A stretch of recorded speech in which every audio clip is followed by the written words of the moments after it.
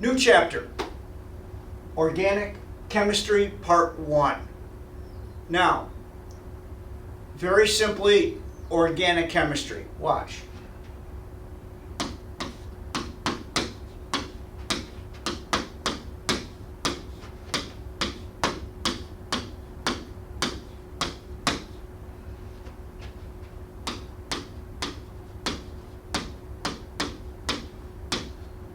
So organic chemistry is the study of carbon compounds.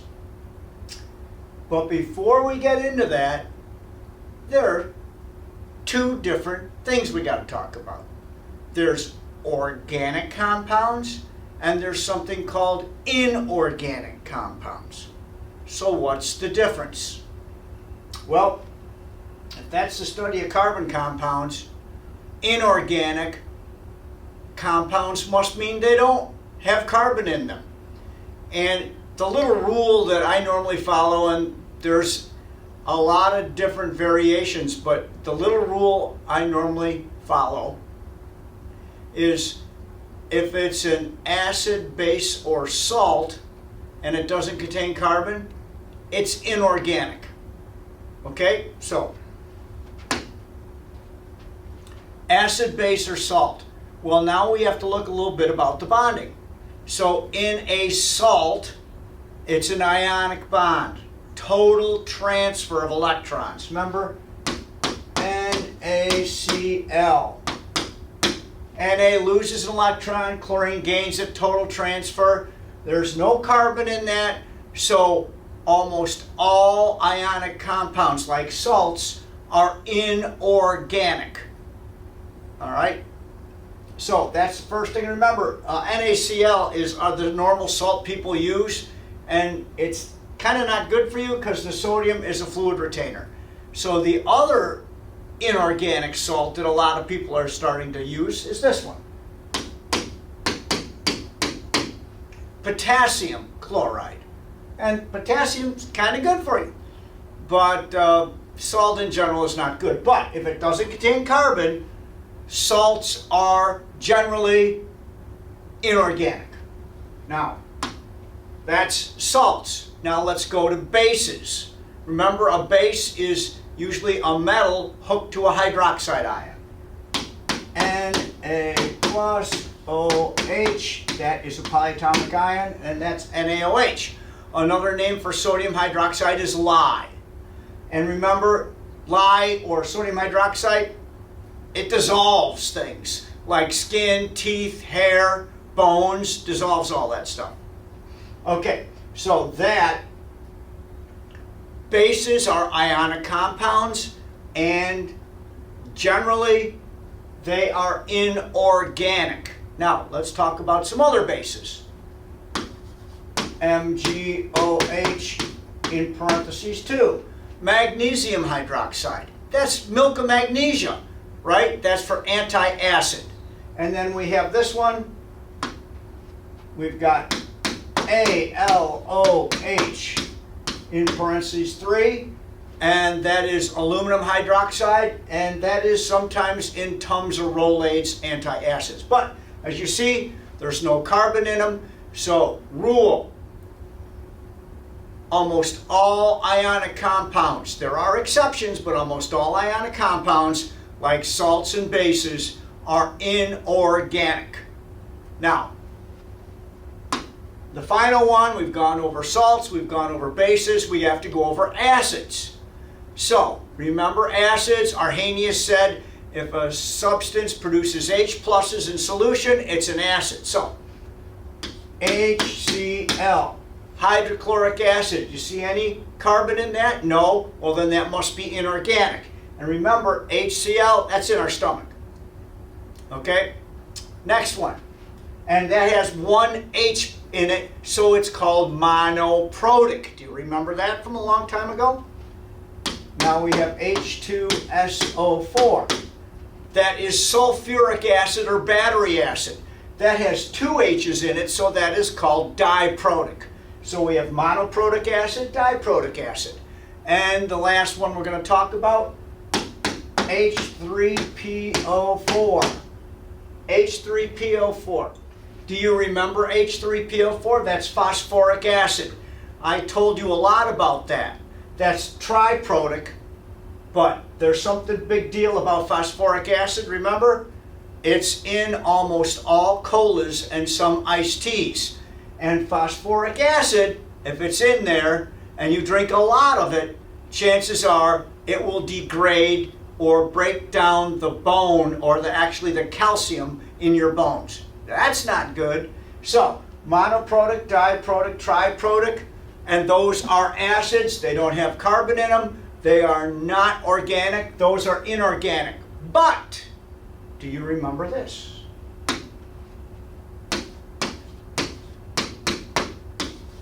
Cu. If you see Cu at the end of a substance, Cu, there's carbon right there, and it's an organic acid. So let's just do one because we got a whole part on that coming up. CH3COOH.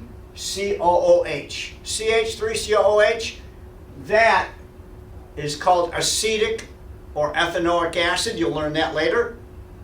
But that's the acid in vinegar. So if an acid has the carbon in it, or if it has Cu, in it, it's going to be organic. And the weird part is, most organic acids, they smell terrible.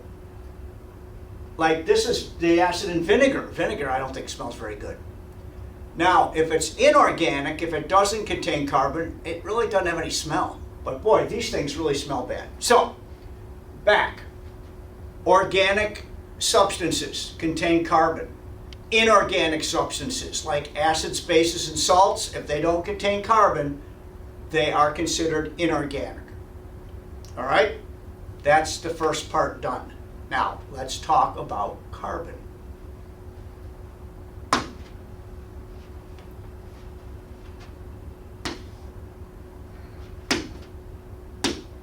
Carbon. Carbon is in group 14, which means it's got 4 valence electrons. So remember,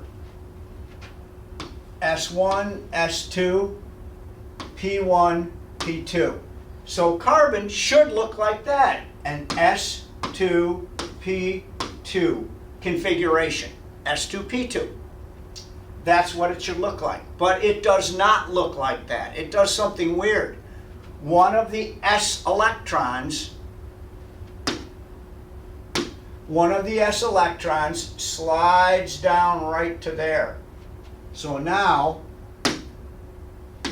it looks like this. We're going to go over here. So now carbon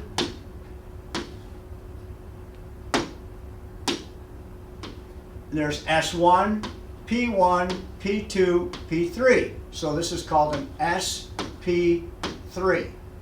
That's what carbon looks like.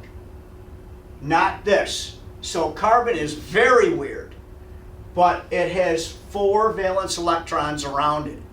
And that means carbon has to have 4 bonds around it at all times. At all times. Okay? So that's what carbon looks like. Now, what this can do is carbon can combine with itself, or it can combine with a lot of different things. So it can make many, many, many different types of compounds. Many. We're going to talk about that in a minute. Now, in the notes that you have, hopefully, we talked about carbon has to be in there for organic substances. Carbon has to have 4 bonds around it. And now there are 30 times more organic substances than there are inorganic substances. That's a lot. 30 times more. And don't forget, inorganic, mostly acids, bases, and salts. Now, the next thing. This, do you remember this? We've gone over and over and over this molecule. This molecule is like a building block for many of the organic substances. So let's talk about this particular molecule. All right?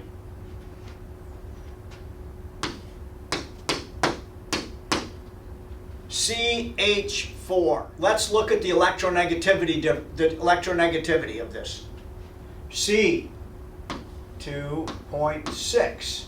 H, 2.2. Now, remember, electronegativity is the ability to attract valence electrons. So carbon has a little bit higher electronegativity than hydrogen, which means the pair of electrons are going to be found closer to carbon. But look at the difference. Only 0.4. So, if there is a difference, that means that one element pulls harder than the other. They can't total transfer unless it's a metal hooked to something. So they're going to share. And remember, sharing is a definition of covalent bonds. But how do they share? Does carbon and hydrogen share equally? No, because carbon's 2.6, hydrogen's 2.2. So if they don't share equally, they must share unequally. And if they share unequally, it must be a polar bond. So, CH4, there are polar bonds in there. So let's look and see what the electron dot of this substance looks like.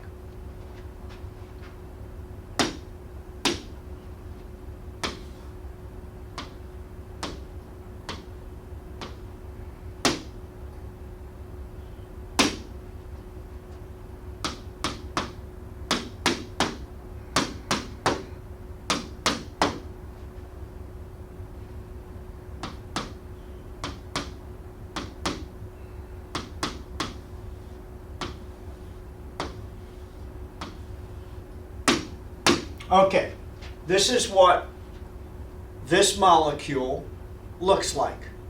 Right there, electron dotted. Remember, you got to have 8 electrons to have a stable octet to make it stable. Now, notice the X is from the hydrogen, this black circle is from the carbon. And notice the XO shared pair, they're closer to the carbon. That means, that's the reason, because it has a higher electronegativity. All right, so that makes the carbon slightly negative. Now you don't need to know this right here. Remember, that's slightly, that means slightly negative. But in high school chemistry, you just need to know the carbon is slightly negative. The hydrogens, they're all slightly positive. Now, don't forget about this one. This is really important.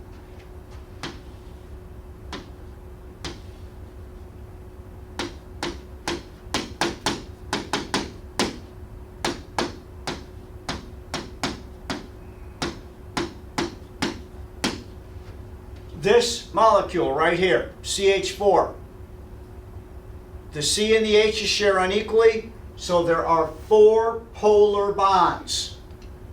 So, my question is that, or is this molecule polar since it contains 4 polar bonds? Well, look at the shape.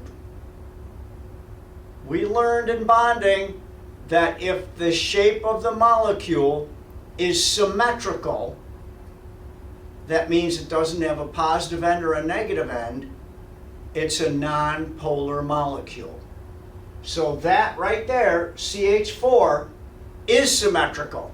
Remember, the shape is called a tetrahedron. And if it's a tetrahedral shape, it's symmetrical. And if it's symmetrical, that's a non-polar molecule. And remember the name of this. This is called methane. And we're going to be talking about that a lot later on. But that is like the building block of many, many organic substances. And it's a non-polar molecule. So, my question would be, could 2 non-polar molecules attract each other? If they don't have any poles, they're not going to attract. So here are 2 methanes. Remember, they have polar bonds, but they're non-polar due to symmetry. My question is, would these two attract each other? Absolutely not, because they don't have any positive or negative poles. So, how do they stick together? Well, there's two ways molecules can stick together. One way is called hydrogen bonds, but that's between wickedly strong dipole molecules, not these. And the other one is called van der Waals forces or London dispersion forces, okay? So if these are nonpolar molecules, they can't attract by hydrogen bonding. They have to attract by van der Waals forces. So, most organic substances are held together by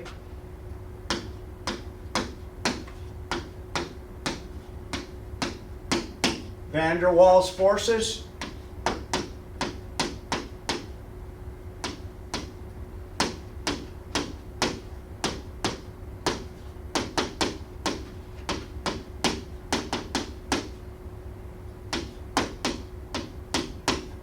Okay, so there's two, and you can use them interchangeably. I don't know, when I was started to teach a long time ago, it was always van der Waals forces, but now people are starting to do London dispersion forces.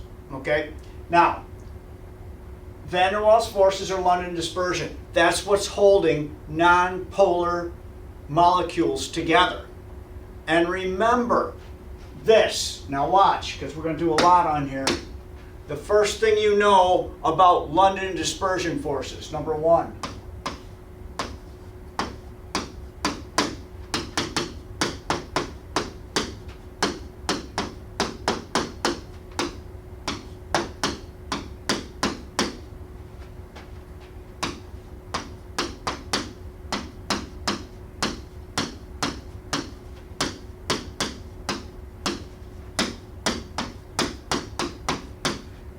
Okay, so London dispersion or van der Waals forces, weak intermolecular forces between nonpolar molecules.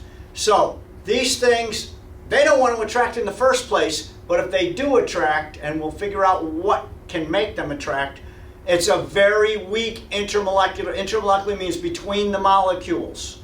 So it's a very weak intermolecular force, which means if it's weak, holding them together, it can be broken quite easily. Okay? Now, that's the first thing.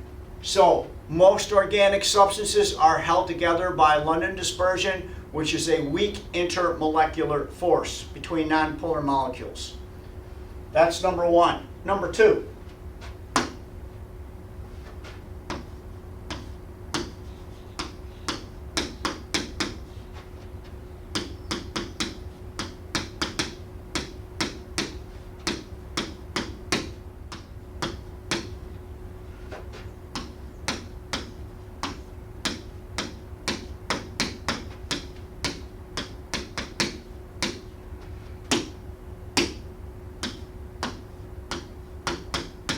So number two is most organic substances are liquids and gases.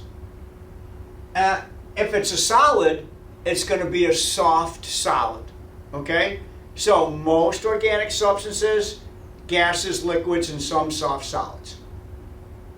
Now, number three.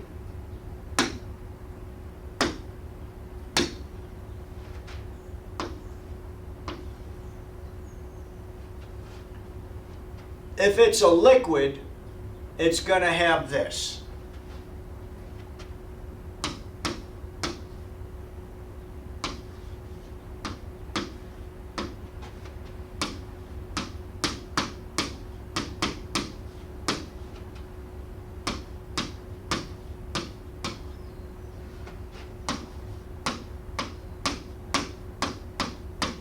Okay, so let me explain this. If it's a liquid, and I might as well tell you something like gasoline, lighter fluid, propane, okay, butane, those are all organic liquids. So, low boiling point but high vapor pressure, if van der Waals forces is holding them together, it's so weak that you hardly have to do anything and they break apart. Okay? So they have a wickedly low boiling point. And remember what vapor pressure is? It's the pressure pushing up from a liquid. Well, if they have weak bonds holding the molecules together, what's going to happen is they're going to evaporate really fast. Think about gasoline. You spill it on the ground, you go get a paper towel to wipe it up, you come back and it's gone. Or lighter fluid. Very high vapor pressure, very low boiling point. So, remember, high vapor pressure means they evaporate very quickly. The other thing is this, for number 4,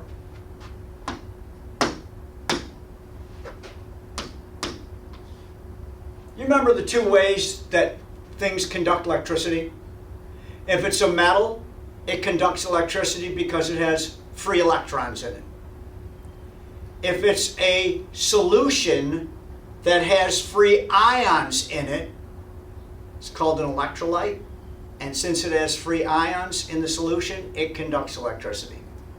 Well, for non-polar substances that are liquids, they don't have free electrons and there are no free ions. So if there's no free ions and no free electrons, most organic substances don't conduct electricity.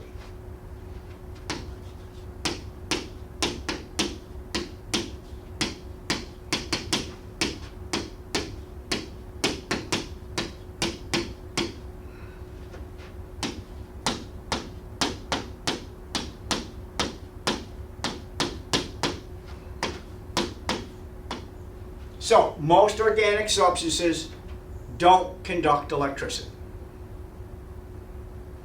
There are exceptions, and I'm going to give you one right now.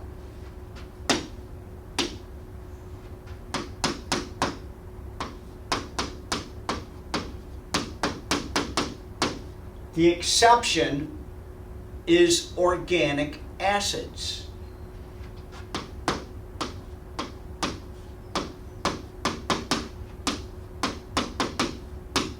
Remember, we talked about one just a couple minutes ago. This one.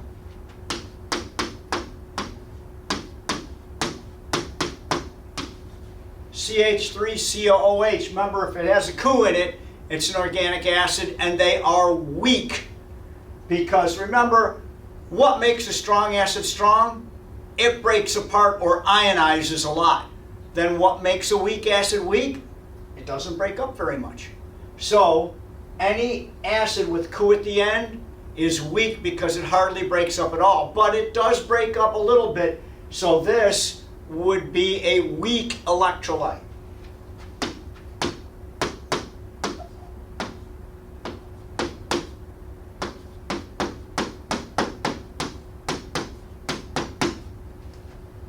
But basically, all other organic substances don't conduct electricity. But organic acids, they do conduct a little. So, sources of organic substances, where do they come from? Well, one of the biggest sources is petroleum.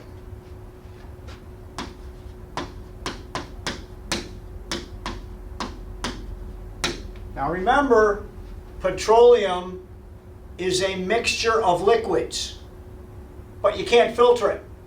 So it must be a homogeneous mixture, all right, or a solution. And there's a ton of different organic substances in petroleum. And do you remember how you separate a homogeneous mixture like petroleum? You separate it by boiling points, and that was distillation. That was the first chapter we went over. All right, so we got petroleum is one huge source of organic. Here's another one. Coal, another one. Wood, and another one would be animal fat.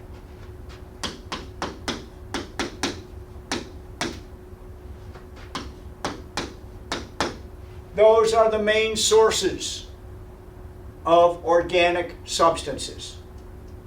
Okay? Now what we're going to do is we're going to go over the properties of organic substances. And they're kind of like what we just went over.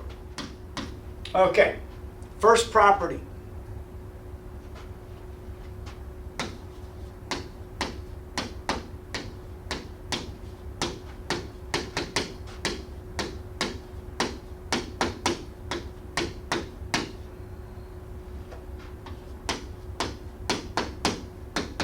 So remember, this is a building block of most organic substances.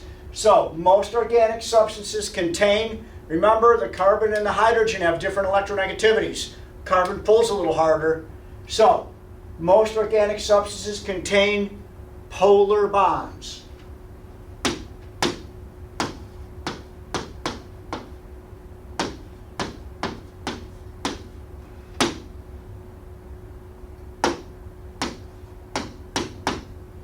But, remember the shape, even though this contains polar bonds, this is a symmetrical shape. So, most organic substances contain polar bonds, but are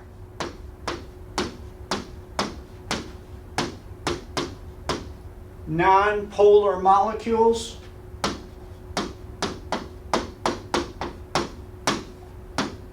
due to symmetry.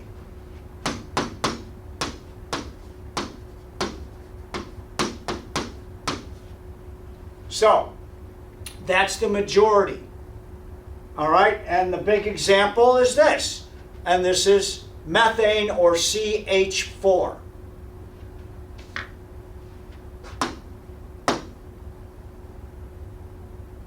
Okay, that's the first property. Now, there are exceptions, so we're going to go over this.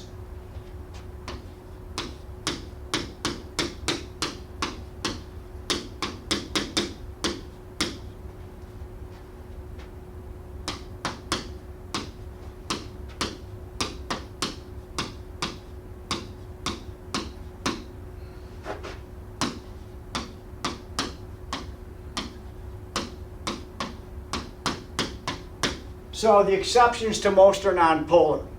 You have them in your packet, but we have to go over them. Letter A.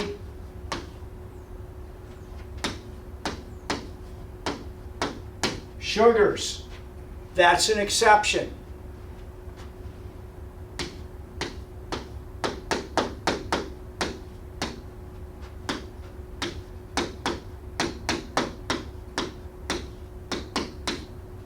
So why would sugar be an exception? Because sugar is not really a nonpolar molecule, so guess what it can do in water? And you all know this. Sugar can dissolve in water. Because if it was nonpolar, sugar would never be able to dissolve in water. So that is the first example of not being nonpolar and being an organic substance, sugar. Letter B. Letter B's alcohols. Alcohols, they look like this. We're going to go over it later on.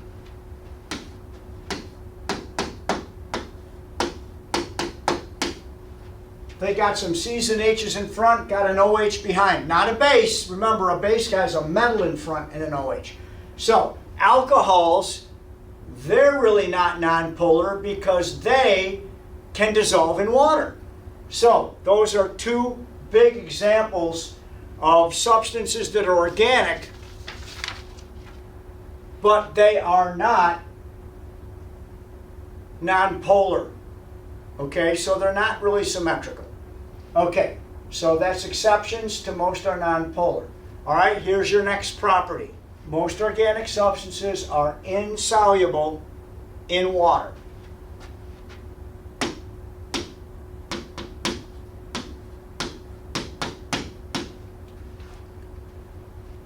And you have to remember, the reason why they're insoluble in water is water is polar. Most organic substances are nonpolar. They don't mix. Water and oil, they don't mix. So most organic substances are insoluble in water, but then we said except. And we just went over the ones that are soluble in water except sugars and alcohols. And one more.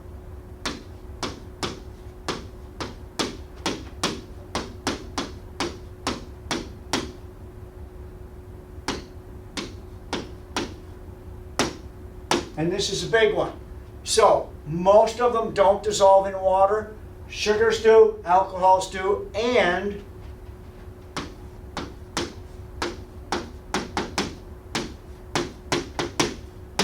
organic acids do, because remember, they are slightly polar. Remember, this is what it looks like.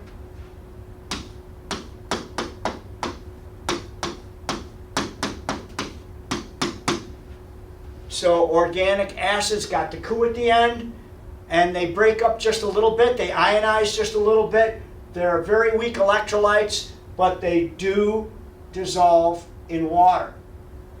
So those are the three main ones. So we have sugars, alcohols, and organic acids can dissolve in water, but most organic substances do not. Now, next one.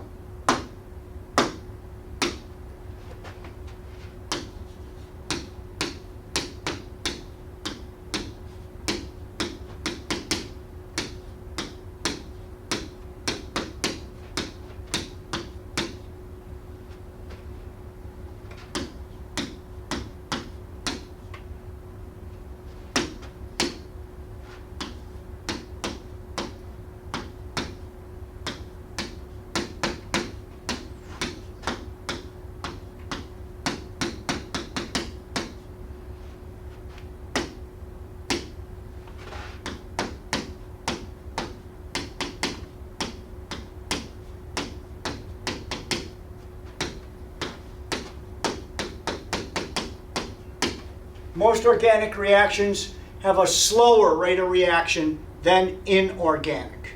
Okay? Now, think about this. This is important.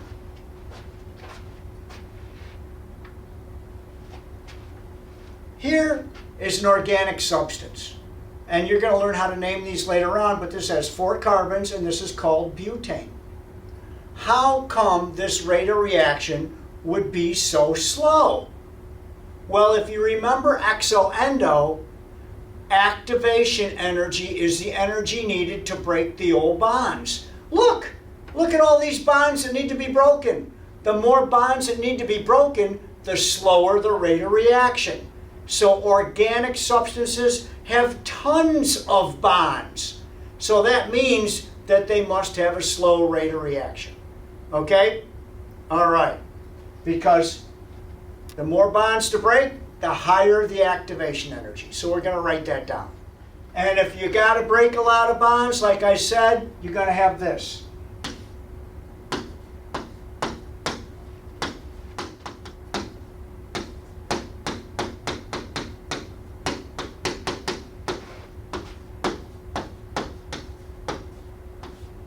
You're going to need a high activation energy, which makes it a little bit slower reaction. Okay, so those are all, that's the background on organic chemistry and properties of most organic substances. You have a couple questions, not very many in the book. But I do want you to memorize something for me, because it will definitely help you when I ask some questions at your next Zoom meeting. Okay? So, watch.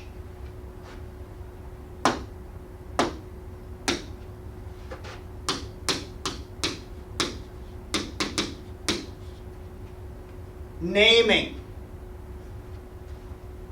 So look, if the organic substance is just made of hydrogens and carbons and it's got 1 carbon, the prefix for 1 is meth. So watch.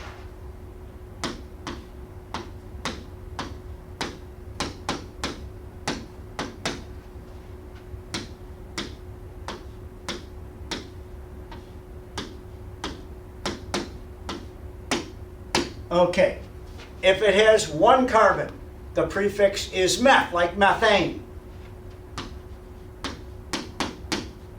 If it has two carbons, the prefix is eth.